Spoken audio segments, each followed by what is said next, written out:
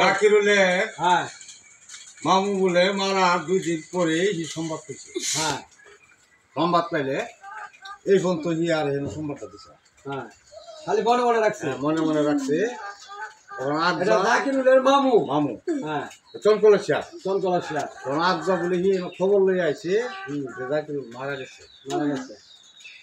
বুঝছো? হ্যাঁ তখন এই ফোন তো যে ফেসবুকে দেখাইলো, হ্যাঁ এইটা মনে করেন যে সিটার পাট্টা দেখাইছে পয়সা কামাই গেছে।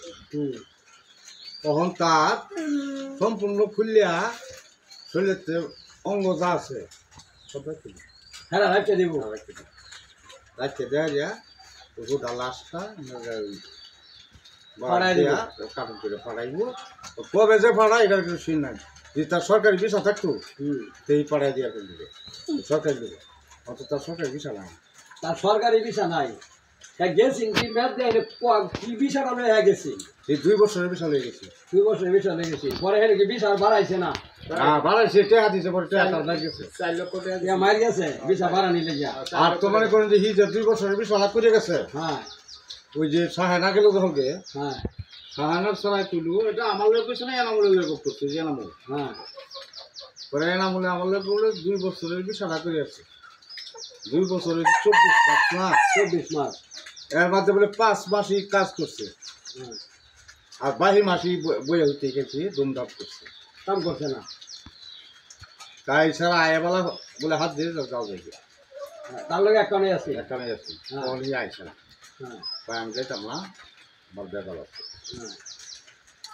এই ফোন তুই শুনলাম, আর এই ফোন তো তুই যে আপনার লগে ফোন করলো, মরছে না আছে হল না টাকা আমার লগে বলছে এই লুহে আইচিতে ভর্তি আছে, মরছে না, জীবিত আছে, তার চিকিৎসা নিতে আছে, সবাই দোয়া করবেন।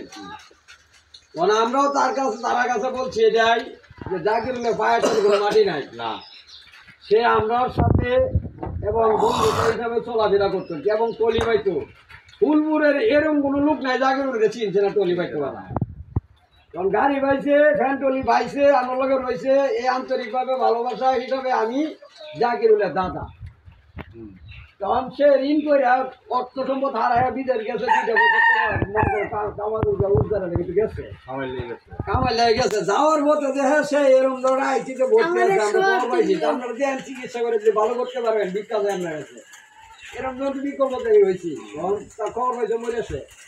যাই হোক, মরে যখন গেছে তার লাশটা আমরা চাই বাংলাদেশে ফিরে আসুক, সবাই নিজ চোখকে দেখতে চাই। এই মনে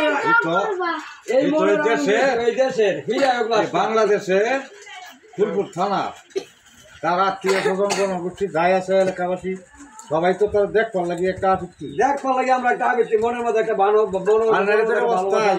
অবস্থায় না অবস্থায় বললো না আছে না নাই, যেরম যে কইতাছে ওটাই তো আমরা বুঝে বিশ্বাস করবো লাগতেছে।